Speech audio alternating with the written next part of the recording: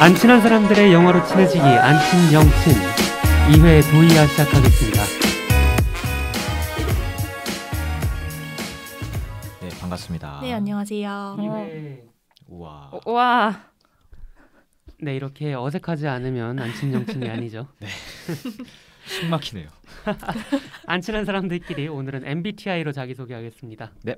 안녕하십니까. 저는 오늘의 발제자 INFJ 정원이라고 합니다. 네, 반갑습니다. 네, 안녕하세요. 반가워요. 한마디로만 어떤 간략하게 타입이에요? 설명하면 인프제? 인프제는 간달프입니다. 약간 예언자형 타입이라고 하더라고요. 차분한 성격이네요. 집에서 혼자 글 쓰는 거 좋아하고. 뭐 그건 모든 아이들이 그렇지 않나? 아니요? 저는 싫어해요. 네. 오케이. 모든 네. 아이들. I. I got it. 네. 아이. 네, 안녕하세요. 열정적인 중재자 INFP 타입 유자입니다. 뭐 간단하게 설명하자면 게으른 완벽주의자라고 할 수 있습니다. 되게 깔끔하다. 게으른 완벽주의자. 근데 네. 되게 아이러니하고. 무지. 네, 코코님 소개해 주세요. 네, 저는 유자님이랑 딱 한 글자만 다른데 ENFP 재개발랄한 활동가입니다. 재개발한 경. 재개발. 사랑의 재개발. 죄송해요. 괜찮아요. 3년 전 판교. 뭔 말이야? 네, 재기발랄한 활동가고요. 뭐 굳이 한마디로 표현을 하자면은 독립적인 인싸라고 할 수 있겠네요. 오늘 좀 독립적인 헌사처럼 입고 오셨어요. 2020년도의 복장이 아닌데. 뉴스보이 같다는 얘기도 많이 들었고. 네, 호해요. 네, 저는 페퍼고요. 저는 ENTJ 대담한 통솔자 유형입니다. 뭐 간략히 설명하면은 지도자형이고 좀 이성적인 것 같기도 해요. 그 정도? 그냥 제가 유형 찾아봤을 때는 독불장군, 뭐 박정희 유형 이렇게 나오더라고요. 박정희. 딱 설명이 됐어요. 네, 약간 유명한 사람들 중에 제일 좀 설명하기 고든 램지 아세요? 네, 딱 약간 그런 스타일. 스티븐 잡스 이런 분들. 네, 페퍼, 있더라고요. 박정희 대담한 지도자였다. 알겠습니다. 논란이자 장난.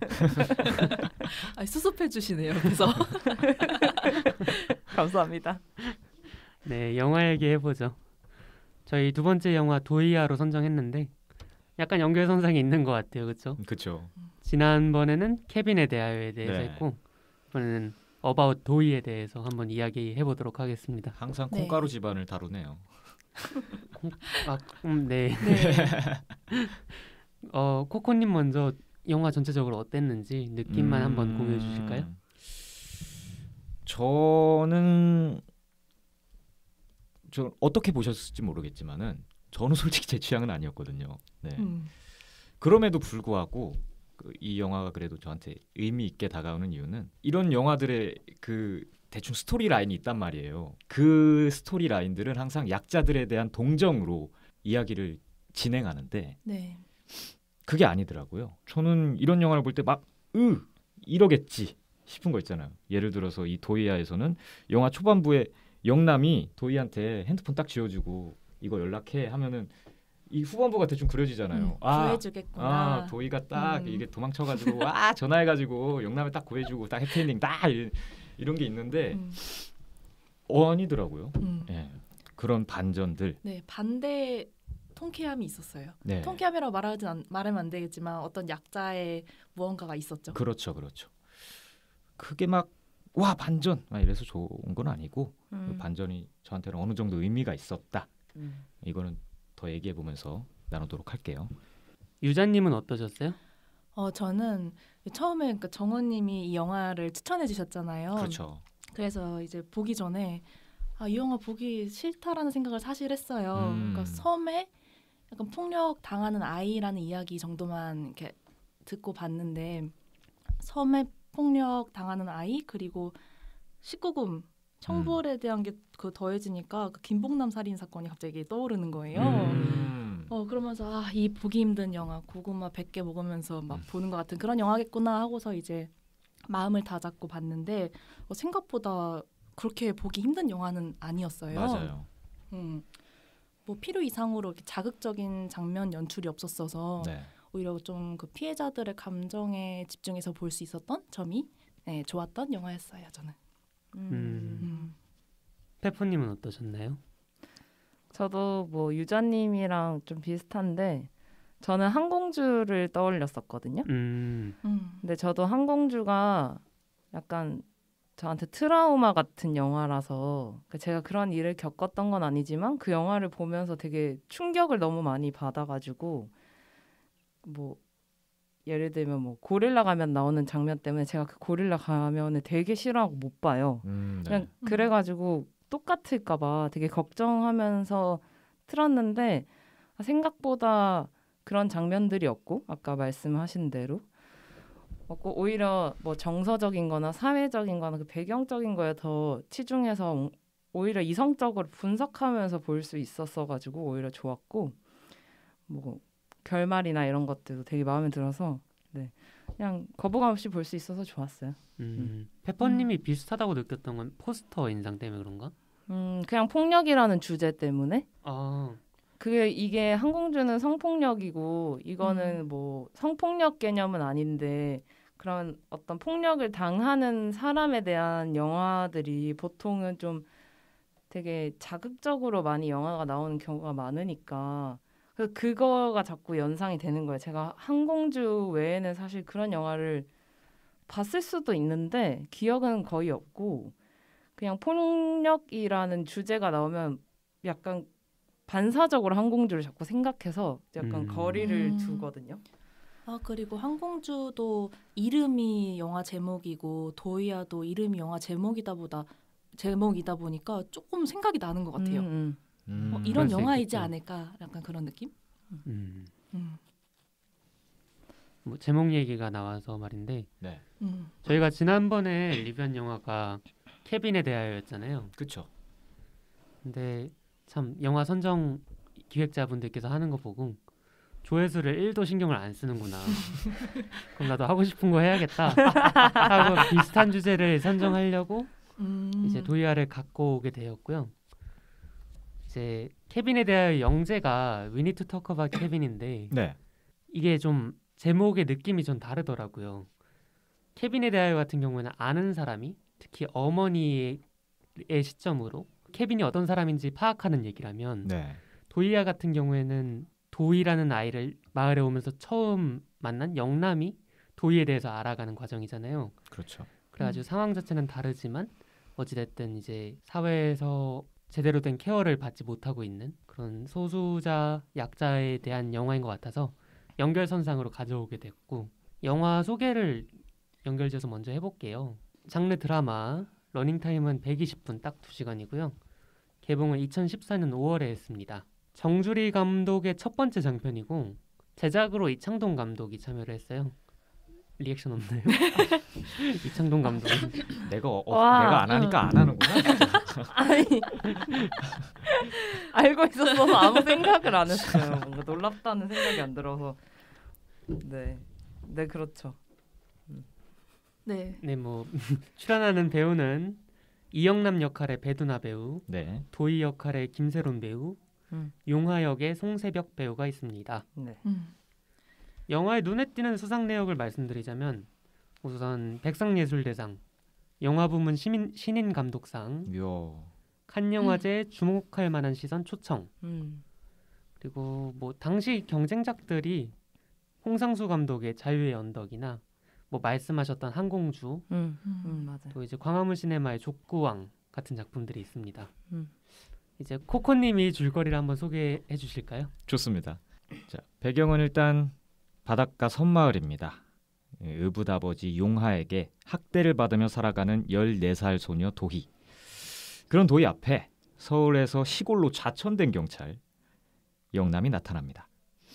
영남은 이 불쌍해 보이는 맨날 혼자 댕기는 도희한테 관심을 보이기 시작하고 후에는 폭력에 노출되어 있는 도희를 용화로부터 보호하기 위해 동거를 시작합니다. 하지만 용화가 영남이 레즈비언이라는 사실을 알게 되면서 영남을 아동 성추행범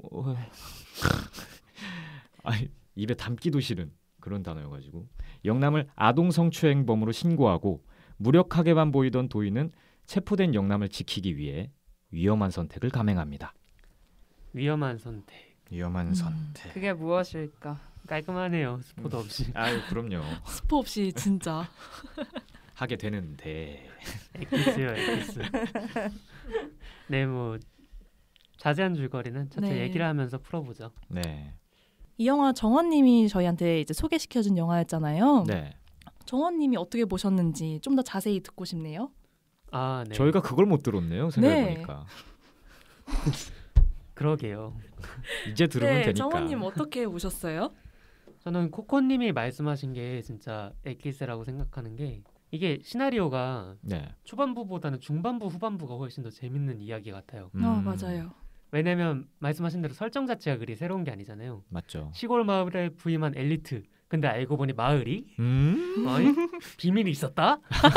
뿌숑 빠숑 대충 예상이 된단 말이죠. 하하. 그래가지고 초반부에 이제 관객의 관심을 이끌어가는 질문, 극적 질문이라고 하죠. 네. 는 그런 거예요. 왜 영남이 좌천되었을까? 그리고 영남은 과연 도희에게 도움의 손길을 줄 수 있을까? 네. 이 정도가 보통의 좀 뻔한 얘기의 극적 질문이라면 이 질문 자체가 중반부에 다 대답이 되잖아요. 그렇죠. 이 영화 어쩌려고 싶을 정도로. 네. 왜냐면 도희가 직접 영남을 찾아오고 영남이 생각보다 어쩔 수 없이 도희를 이제 집 안으로 들여보낸단 말이죠. 그러면서 질문이 확 바뀌어요. 도희의 할머니가 도희를 쫓다 사망하는 사고가 생기고 이제 도희가 어느 정도 이 사건과 연루가 되어 있는 느낌이 나면서 이제 관객들은 묻게 되는 거죠. 이 도희라는 아이는 대체 어떤 아이인가? 진짜 얘가 이 할머니를 죽일 네. 만큼 그런 악랄함? 거기서 이제 관객들이 좀 의심을 하기 시작하는 것 같아요. 살짝 쎄한 거죠. 약간 이상한데 이런 느낌? 예, 그 정도의 잔혹함이 있는 아이인가? 라고 생각도 들면서 또 거기서 더 나아가서는 이제 도희가 영남한테 집착을 하잖아요. 그렇죠.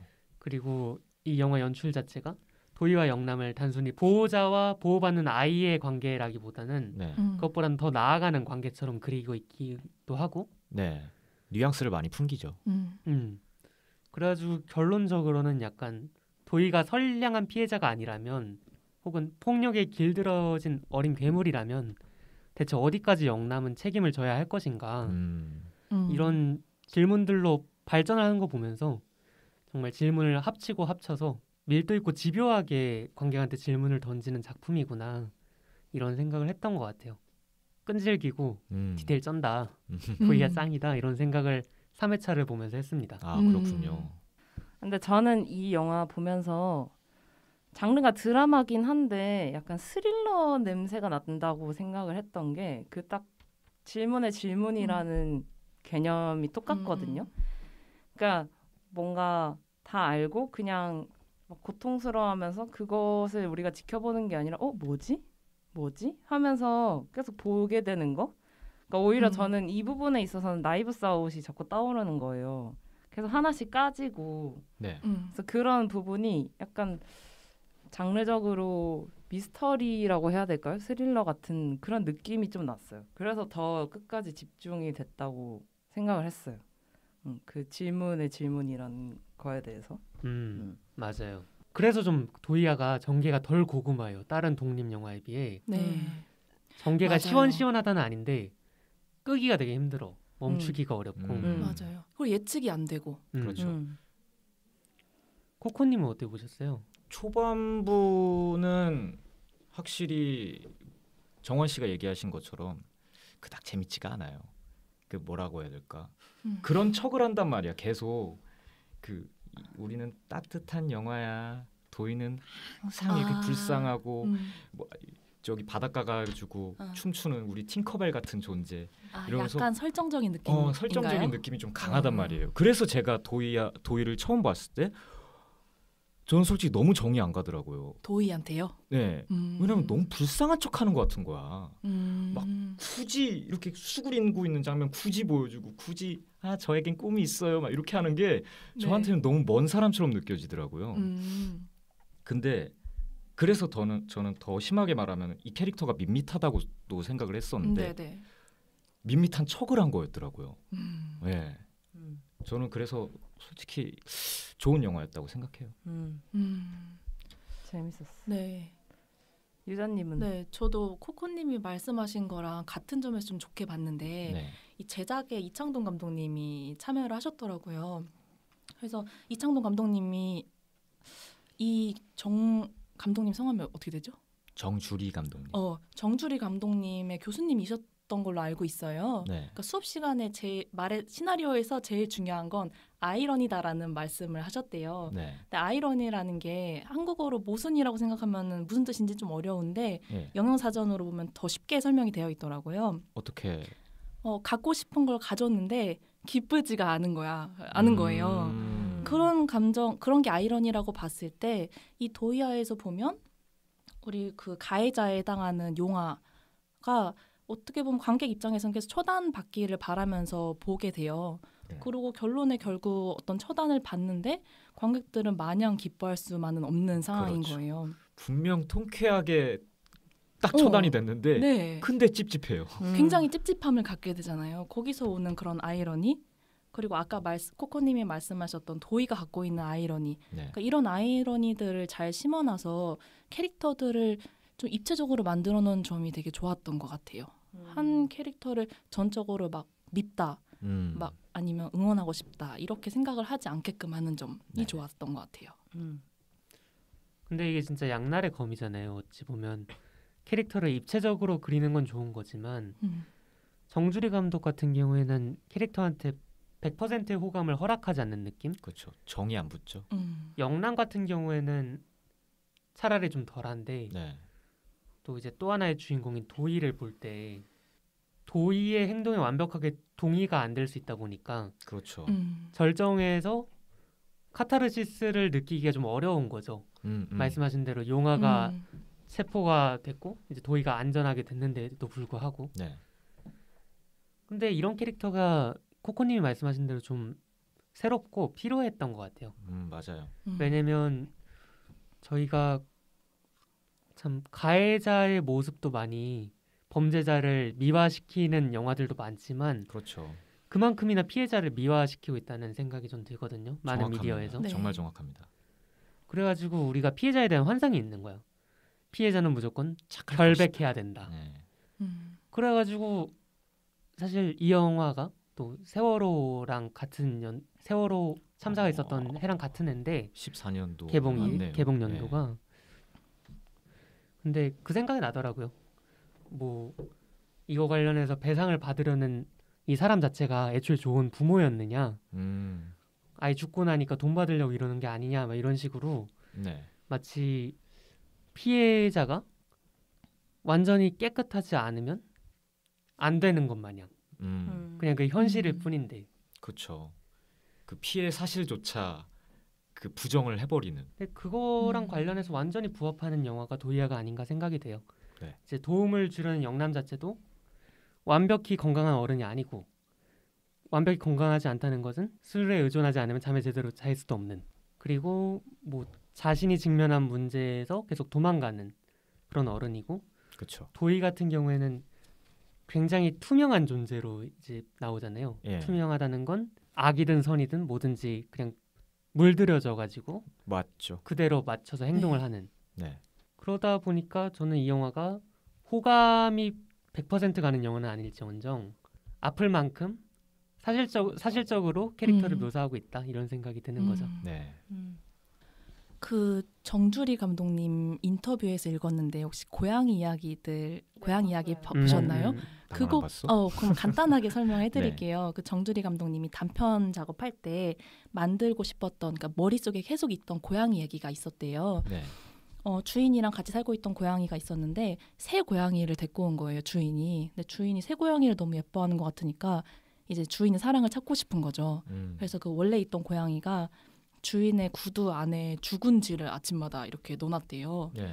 그러니까 이 주인은 얘가 이제 뭐 심술 부리는구나 생각을 하고 혼냈더니 그 다음 날에는 그 쥐의 가죽이 벗겨진 채로 그 새빨간 피덩이에 쥐를 넣어놨다는 거예요. 근데 그걸 보면은 그냥 밖에서 이제 사람들이 보면은 이게 되게 보복성으로 한 것 같잖아요. 근데 고양이는 이 주인에 대해서 내가 나한테 제일 소중한 쥐, 내가 제일 맛있는 쥐를 준 거잖아요. 그러니까 그렇죠. 주인한테 사랑을 이제 다시 돌려받고 싶어하는 그 애절한 마음이 어떻게 보면 잘못된 방식으로 표현이 된 건데 정주리 감독님이 그 도희라는 캐릭터를 약간 고양이라고 생각을 하셨다고 하더라고요. 일맥상통하는 부분인데. 네, 그렇게 되면은 사실 고양이가 그 쥐의 살을 벗겨가지고 빨간색 그 살덩이를 넣어놓은 게 네. 마지막 이제 영화 결말에서 도희가 잘못된 방식으로 영남과 함께 하려고 하는 그 선택을 한 게 좀 이어지는 것 같아서 아까 정원님 말씀하셨던 것처럼 피해자가 순백의 피해자가 아닐지라도 네. 그리고 또 그 피해자가 하는 행동이 어떤 뭔가 오해가 있을지라도 한번 그 본질을 좀 이해해봐야 되지 않나 그런 메시지도 담겨 있을 수도 있을 것 같아요. 네. 저는 그걸 보면서 그런 그 피해자에 대한 환상 이것도 물론 느끼긴 했는데 저는 또 어린아이가 학대를 당하면 그게 그 아이가 비춰진 그 아이가 노출되는 게 결국 폭력밖에 없으니까 그 도희가 영람이가 늦게 들어왔을 때도 자해를 하잖아요. 네. 근데 그것도 일종의 뭔가 너무 처음엔 영악해서라고 생각했거든요. 근데 그게 아니라 자기는 원래 계속 전화하고 이렇게 아빠를 괴롭힌다거나 이러면은 당연히 맞아야 되는데 그 상황이 이루어지지 않으니까 그게 되게 불안한 거예요. 거기에 너무 노출되어 있으니까. 그러니까 얘 행동도 똑같이 그거 배운 게 그거밖에 없으니 뭐 폭력적인 행동을 한다던가 뭔가 우리가 생각할 때 어떤 올바른 방법이 그 아이의 머릿속에서 나오지 않는 것 같은 거예요. 네. 그러니까 일종의 그것도 피해자의 모습 그대로인 거죠. 우리가 상상하는 피해자는 뭔가 정의라는 걸 알고 그래서 나는 맞았지만 법으로 상대한다던가 다 똑같이 때리지 않고 그럴 거라고 생각하지만 사실상 이렇게 피해자가 너무 장시간 노출돼 버리면 그게 당연하다고 생각하고 자기도 똑같이 행동하는 거죠. 근데 이것도 일종의 폭력을 당한 어떤 후유증 같은 거잖아요. 그걸 그대로 보여주고 있다라는 생각을 좀 했어요. 네네.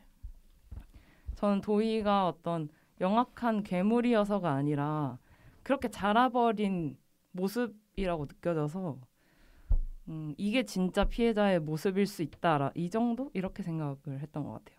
근데 여기서 또 그 질문이 나와 버리는 것 같아요. 도희가 폭력에 오염이 된 상태인 거잖아요. 그래서 영남은 어디까지 받아줘야 되냐. 일방적인 권성징악의 논리로 가자면은 영남은 도희를 받아서도 안 되는 거예요. 게다가 영남 자기 입장을 생각해서도 이 괴물을 받아들이면은 나는 피해를 입을 것 같다는 생각이 든단 말이죠. 여러분들은 어떠십니까? 근데 이 영화가 질문의 집요함에 비해 네. 결말이 되게 모범적이라고 느껴지는 게 네. 상당히 비현실적인 답변일 수 있잖아요. 그렇죠. 네. 이미 레즈비언이라는 이유만으로 사회적으로 아우팅된 레즈비언이죠. 심지어 네. 이 경찰이라는 단체 아래서 안 좋은 시선으로 보는 사람들이 너무나 많고 또 이제 한번 이렇게 성추행으로 도희와 연관되어짐으로써 도희한테 좋은 환경도 아닐 수도 있는데 네. 심지어 알코올 중독자고 네. 근데 그럼에도 불구하고 손을 내미는 이유는 뭐냐면 그냥 도희한테 인사를 하고 떠나려다가 젊은 경찰이 의무경찰하는 후배. 친구가 네. 그 얘기를 하잖아요. 자기는 도희가 어린 괴물 같다고. 네. 그게 돌아가는 트리거가 된단 말이죠. 네, 맞죠. 그럼 왜 돌아가냐고 묻는 관객들한테 질문을 정주리 감독이 한다면 그런 건 것 같아요. 얘가 어린 괴물이기 때문에 이 아이를 포기해야 되는 게 아니라 어린 괴물이기 때문에 그 이유이기 때문에 보호를 해야 한다. 그러면은 그 말은 영남의 희생이라는 말인가요? 저는 희생도 좀 있는 것 같은데 사실 그냥 영람이 단순하게 희생하겠다는 마음으로 도의를 받아들였다고 생각하진 않고, 물론 처음에는 경찰로서의 어떤 의무감, 왜냐면 영람이는 되게 제가 느낄 때 자기가 경찰임에 대한 엄청난 그 프라이드, 의무감? 프라이드라고 해야 될까요? 그게 되게 센 것 같아요. 그래서 뭔가 정의를 구현해야 되고 이런 생각들이 좀 저는 센 편이었다고 생각하거든요. 항상 경찰 옷은 다 다림질하고 그 제복 입고 술 마시고 뭔가 그런 것들이 그렇게 저는 좀 느껴졌거든요. 네. 제가 경찰이 싫다면 그냥 들어가자마자 다 벗어 던지고 그쵸, 내 편한 그쵸. 상태로 술을 마실 건데, 걔는 딱 여기만 풀고 그냥 술을 마신다거나, 뭔가 사실 또 그런 자기의 개인적인 게 까발려졌을 때 솔직히 그만둘 수도 있는 건데 그것까지는 또 자기가 싫은 거잖아요. 물론 네네네. 먹고 사는 문제를 떠나서 하여튼 처음에는 영남이가 그런 마음으로 시작은 했지만 오히려 동질감을 느낀 것 같았거든요. 자기도 사실 어떤 괴물 취급을 받고 있잖아요. 레즈비언이라는 이유로.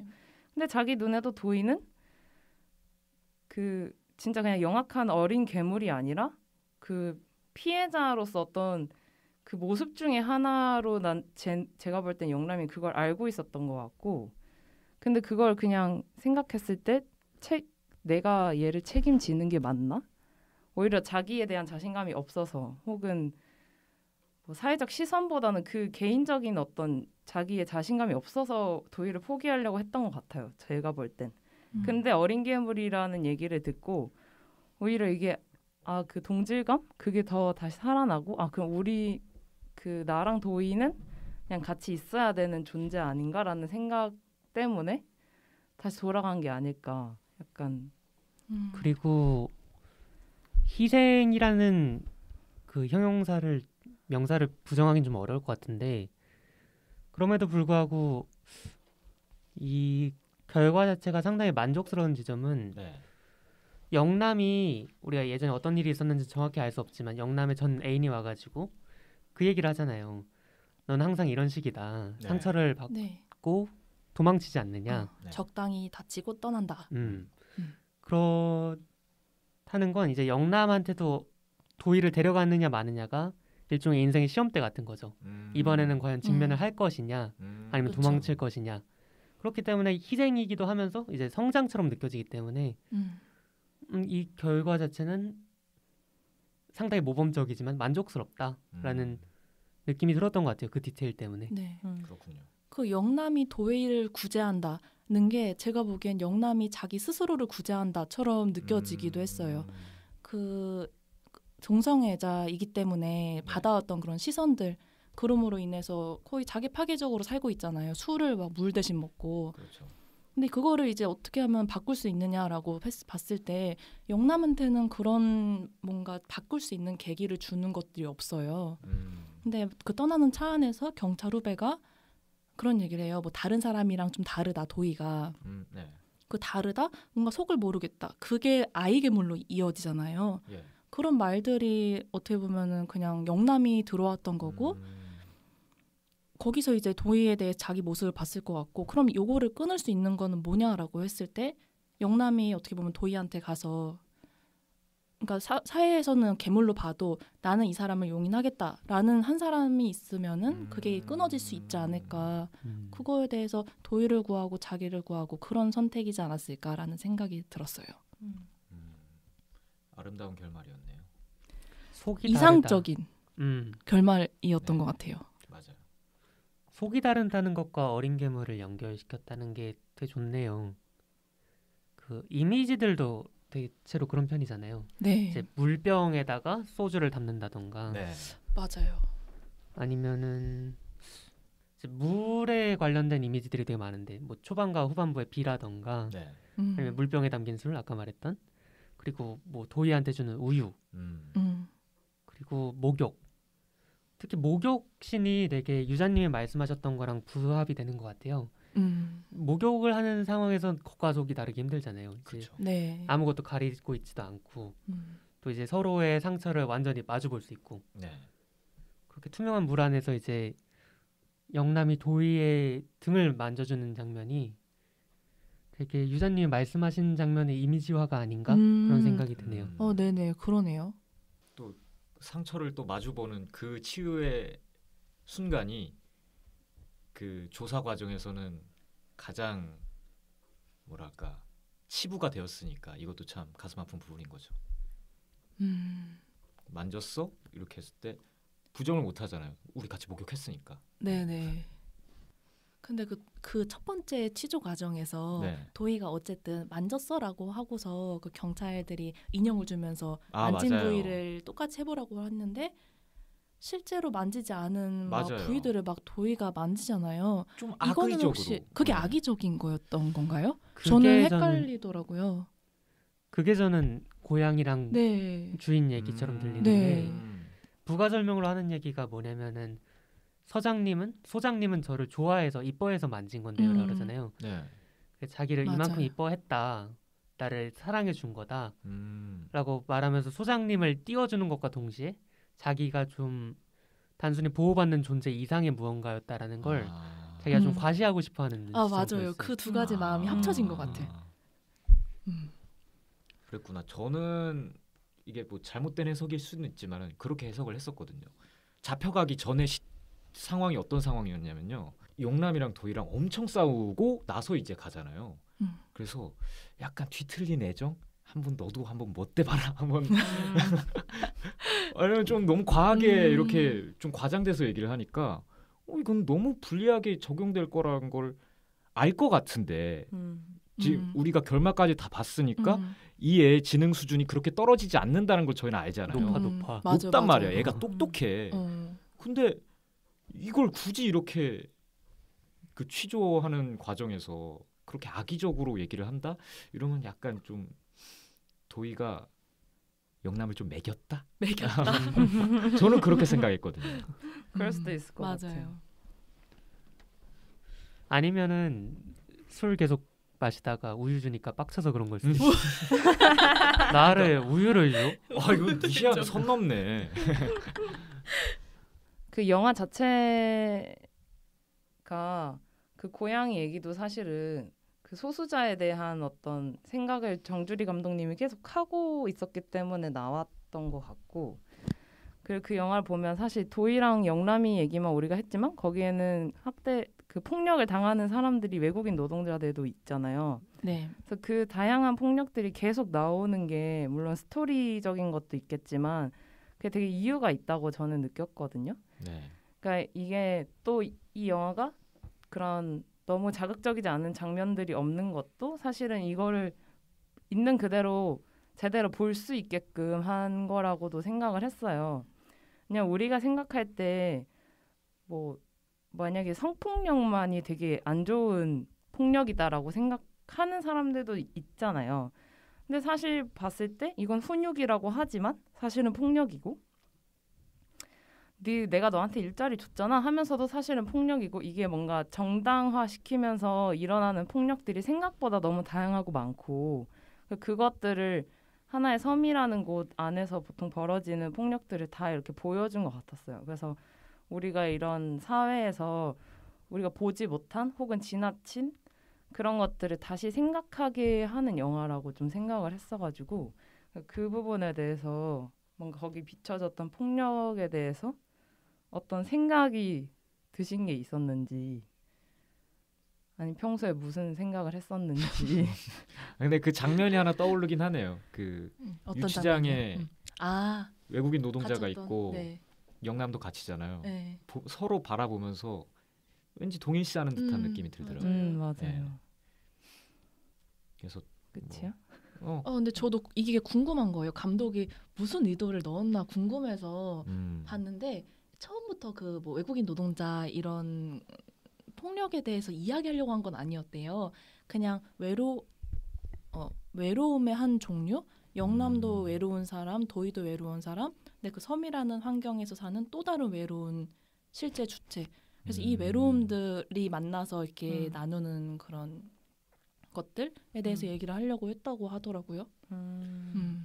동일시하는 기준이 폭력이 아니라 외로움이었군요. 그래서 감독님이 하신 말씀 중에 자기가 만약에 이 뭐 외국인 노동자에 대한 폭력이나 이런 문제를 다루고 싶었다면 다른 캐의 영화를 만들었을 것 같다라고 말씀을 하셨어요. 외로움에 대한 얘기다. 그 외로움 이외에도 좀 존재만으로 배타적인 무언가로 받아들여지고 존재 자체가 죄처럼 여겨지는 존재처럼 묘사가 되잖아요. 네. 그게 성소수자든 불법 체류자든 네. 그런 면에서 되게 말씀하신 대로 동일시되는 게 있었던 것 같고 또 외국인 노동자가 여기서 쓰이는 방식은 그건 것 같아요. 용화라는 존재가 그의 잘못들이 모두 묵인될 수 있는 이유는 용화가 실용적인 사람이기 때문이잖아요. 그렇죠. 용화가 없으면 마을이 돌아가지 않고 외국인 체류자들을 이용하지 않으면은 마을이 돌아가지 않는다. 그렇기 때문에 폭력은 어느 정도 허용되어야 한다. 이런 식으로 자본의 논리, 혹은 약간 비성의 논리, 비정이요? 기성 기성. 그런 것들도 같이 보여주는 역할을 하는 것 같아요. 불법 체류자를 포함시킴으로써 이 가해자들은 이런 논리로 용서를 받고 있다. 근데 이거 얘기 들으니까 약간 제가 들었던 생각이 용화가 그 외국인 노동자 폭행해서 경찰서에 끌려왔을 때 네. 영남이 용화한테 그래요. 너 밀린 돈 주고 보내라. 고국으로 보내라. 네. 되게 어떻게 보면 그냥 이상적이고 법에 맞는 정의적인 해답을 딱 제시를 하는데 거기에서 이제 송세벽 배우의 전 연기가 되게 좋았다고 생각을 하는데 막 또 변명을 해요. 뭐 처리 뭐 안 돼서 이게 뭐 임금 밀렸던 거고 처리되면 다 주려고 했고 이 사람 보내면은 이 난리 난다. 아까 이제 정원님 말씀하셨던 것처럼 어떻게 보면 가해자들이 받았던 것들이긴 한데 그 송세벽 배우의 연기를 보고 있다 보니까 용화한테도 어쨌든 뭔가의 사정이 있네. 그렇죠.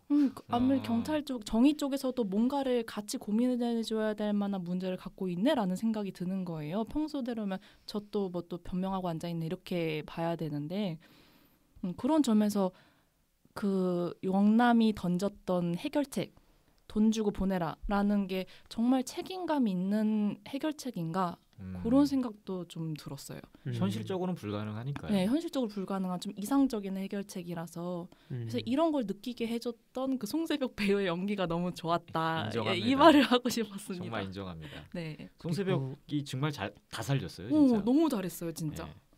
그때 송세벽 씨 대사를 제가 메모해 놓은 게 있는데 그 새끼 하나 보내버리면 다른 애들 다 줄줄이 일어난다니까요. 거든요. 근데 이게 지금 얘기를 들어보니까 그 성소수자들을 반대하는 논리랑 비슷해요. 어떻게요? 무슨 얘기냐면 그런 논리를 펼치는 사람들이 실제로 있더라고요. 이제 성소수자를 허락해 준다. 그럼 다른 성애를 모두 다 허락해야 된다는 거예요. 그 동성결혼에 대해서 얘기할 때죠. 네. 그러면은 뭐 아동 성애도 찬성을 할 거냐 너네는 사랑이란 이유로 이런 식으로 하나를 허락해주면 모든 게 다 풀린다. 그렇기 때문에 안 된다라는 논리가 어느 정도 포함이 된 대사가 아닌가? 그런 공감이 생각도 가네요. 드네요. 근데 저는 그걸 보면서 오히려 딱히 영화의 그런 사정이 되게 별로 더 오히려 마음이 안 갔던 게 그러니까 아까 원희 씨가 말씀하신 것처럼 되게 가해자들의 보통 있는 논리 같은 느낌인 거예요. 그리고 자기 내가 내 딸 훈육하겠다는데 무슨 상관이냐 뭐 이런 것들도 사실은 약간 유교적이고 뭔가 혹은 좀 과거 방식 같은 느낌의 어떤 논리들 사실은 외국인들을 노예 취급을 하고 있는 거잖아요. 어떤 같은 선상에서 보고 있지 않고 그래서 그런 의식 자체가 그런 환경을 만들어냈다고 생각하거든요. 이 자본 때문에 그 사람들을 쓰는 것도 알겠지만 사실 대우만 제대로 했으면 노예라고 생각하지 않고 딸을 뭔가 때려도 되는 애라고 생각을 안 했으면 사실 이런 일들이 벌어질 일이 없는데 그 영화나 그 마을 사람들의 그 사고방식 때문에 다 일어난 일들이니까 오히려 그 얘기를 들으면서 더 얘네가 왜 이런 행동을 했고가 더 오히려 선명해져서 더 꼴보기가 싫은 거예요. 영화가. 네네. 물론 성추행이나 성폭행은 실제로 하지 않았지만 성폭행이 하지 않았다고 해서 질이 그렇게 나쁘지 않다라고 말할 수 없거든요. 그리고 도희를 때리는 거에 대해서 그래도 제가 마을을 굴러가게 한다라는 게 사실은 이게 붙을 수 없는 이유거든요. 제가 봤을 때 그거는 절대 정당화될 수 없는 이유잖아요. 뭐 도희가 진짜 뭐 차라리 똑같이 쌍년이라고 해야 될까? 그냥 뭐 도희가 먼저 때렸다라는 얘기면 차라리 말이 되는데 그게 이 마을을 굴러가게 하는 사람이니까 도희도 때려도 되고 외국인 애들도 때려도 된다. 뭐 이런 개논리잖아요, 솔직히. 그러니까 오히려 저는 그걸 보면서 더 약간 그 가해자들의 모순되는 그 발언들, 말 같지도 않은 소리들, 그거를 좀 더 또렷하게 느꼈던 것 같아요. 그리고 또 이게 설정에 미묘한 디테일들이 있는 게 용화가 친아빠가 아니라 의붓아버지란 말이에요. 네. 자기 아내가 데려왔던 딸, 그리고 아내가 버리고 간 딸. 근데 그럼에도 불구하고 케어를 해주고 있다는 걸 사람들이 너무 높이 사면서 그거에 대해서 폭력을 묵인하는 것도 전 흥미로웠던 것 같아요. 페퍼님이 말씀하신 것처럼 그러니까 가해자가 사실 그런 이유로 인해서 가해자가 없으면 제일 좋은 건데 어쨌든 그런 이유로 생긴 가해자가 있을 시에 거기에 어떻게 대처할 수 있느냐 좀 그거에 대해서 더 생각을 하게 됐던 것 같아요. 단순한 정말 딱 정의를 들이대는 게 맞는 거냐 사실 이게 도희와 영남의 결론에도 이어질 수 있다고 생각을 하는데 사실 그 영남이 영아한테 들이댔던 정의대로라고 하면은 도희는 벌을 받아야 마땅하고 사실 그렇죠. 영남이 품어주면 안 되는 상황이잖아요. 그렇죠. 근데 그렇다고 해서 결론이 나쁘다 우리가 이렇게 말할 수 있는 상황이 아니다 보니까 그렇죠. 그런 점에서 또 연결이 되는 것 같아요. 한번 생각을 해보게 되는. 사실 여기에는 절대 선도 없고 절대 악도 없는 느낌이고 영남이라고 해서 뭐 음주운전도 하고 뭐 막 잘못된 행동을 하지 않는 사람도 아니고 그리고 사실 그 말씀하신 그 장면에서 그러니까 어떻게 보면 영남이도 되게 편협한 시선으로 본 거겠죠. 그 사건들을 어떤 그거를 마을에 돌아가는 어떤 뭐 원리라던가 체계라던가 이런 거를 하나도 고려하지 않고 인권만을 생각한 거잖아요. 그럼 거기에 대한 대책안으로 어떤 그 사람들한테 제시를 해주면서 그런 방향으로 이끌고 가야 되는데 사실은 그 용화가 외국인들을 그냥 밟아 누른 것처럼 사실 영남이도 똑같이 용화한테 법으로 누르려고 하는 것뿐이에요. 그러니까 용화도 튕겨져 올라온 거고 다시. 그래서 사실 그 부분에 있어서는 비슷한 모습을 가지고 있었던 것 같아요. 네. 그래서 저희 그 얘기를 이제 결말에서 관객과 도희 영남의 그 위치로 보자면은 우리도 감히 편협하게 야 이게 맞지라고 얘기할 수가 없다는 거죠. 야 도희를 품어주면 안 되지 이렇게 얘기할 수가 없다는 거죠. 감히 우리가 품어줘야 한다도 할 수 없고 품어주면 안 되지도 할 수 없는. 그렇죠. 근데 그래도 응원은 하게 되지 않아요? 그 결말에 대해서? 완전 응원하죠. 물론 응원하죠. 그렇게 돼서 사랑 많이 받아서 그런 괴물 같은 아이로 성장하지 않길 바라게 되는. 네. 좀 뭔가 무서워 보이기도 하고 그 장면에서 막 비가 되게 많이 내리잖아요. 네. 그래서 그걸 보면서 이 사람들의 앞길이 그렇게 순탄하지 않겠구나 100%. 그냥 그런 느낌이 들지만 그래도 뭔가 같이 연대를 한다는 것? 그러니까 뭔가 사회적 시선에서 봤을 때라고 해야 될까요? 그러니까 전 그걸 보면서 오히려 그래 이래서 소수자들이 연대를 해야 되는 거 아닐까? 서로 지켜줘야 되는 거 아닐까? 그러니까 그거를 뭔가 응원하고자 이런 결말을 낸 거 아닐까라는 생각이 좀 드는 거예요. 사실 뭐 항공주도 그렇고 이런 거 다른 영화들은 제가 기억도 없고 사실 별로 보지 않아서 모르겠지만 항공주만 놓고 봤을 때 사실 문제 제기를 하고 그 사건을 드러내긴 하지만 결말에서 어떠한 그 해결이랄까요? 뭐 제시하거나 그런 게 하나도 없어요. 그게 있어야 한다는 건 아니지만 그 영화에서 뭐 얘기해도 되나? 자살을 하잖아요.